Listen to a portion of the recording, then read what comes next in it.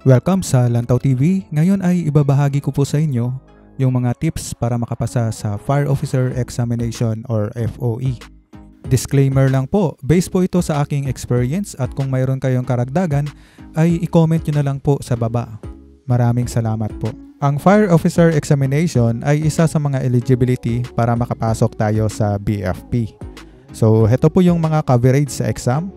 Sa General Ability, 25% at sa Specialized Area ay 75%. Ang Fire Officer Examination ay mayroon itong 160 items, 150 dito ay test proper at yung 10 items naman ay para sa examinee descriptive question. Dapat sa 10 items na ito ay mabilis kayong sumagot kasi personal info po ninyo ito. So, mayroon po akong ibibigay na sample, no? Pwede po ninyo itong i-download dyan po sa ating description sa ibaba ng video ito. Ang exam ay mag-start ng 8 AM at hanggang 11:05 AM po ito. So, mga almost 3 hours and 5 minutes. Yung passing score ay 80%. Dapat sa 30 minutes before exam ay andon ka na sa area. So, dapat ay nakapag-almusal ka na. Pwede din tayong magdala ng tubig na walang label at biskwit para di tayo gutumin sa exam. Sa General Ability, basic lang talaga yung inaral ko kasi aminin ko sa inyo, mahina ako sa English. Kaya yung paulit-ulit ko lang na pinag-aralan ay yung basic grammar at yung mga English elementary, yun lang talaga.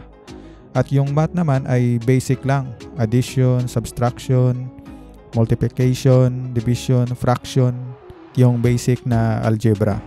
Pinag-aralan ko din yung abstract reasoning. Ako kasi sinusulat ko yung basic reviewer ko sa papel at saka kahit saan ako magpunta ay binabasa ko ito. So masterin nyo yung basic kasi malaking tulong talaga yan sa inyo. Di ko nire-review yung mga mahirap, basic lang talaga muna. So makakarating din tayo dyan sa advanced na i-review natin. So, isi-share ko po dito yung Civil Service Examination Reviewer ko. So, pwede nyo po itong basahin. Pagdating naman dito sa Specialized Area, mayroon po ako ditong ready na reviewer. So, i-download nyo na lang. Nasa description yung link. Siyempre, libre lang naman ito. So, pakiclick na lang po yung subscribe kung nakatulong po ito sa inyo. So, binasa ko lang ito ng paulit-ulit at inintindi. So, yun lang talaga yung ginawa ko. So, paulit-ulit ko lang binasa. So, buti nga kayo, mayroon po tayong reviewer. So, dati kasi wala akong reviewer. So, pahirapan po akong humanap sa internet.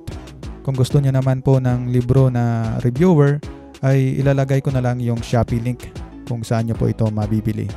So, maraming salamat po sa inyong panonood dito sa Lantaw TV at sana ay nakatulong itong tips na ito para sa pagkuha nyo ng FOE or Fire Officer Examination. So, good luck po sa inyo and God bless. Maraming salamat po.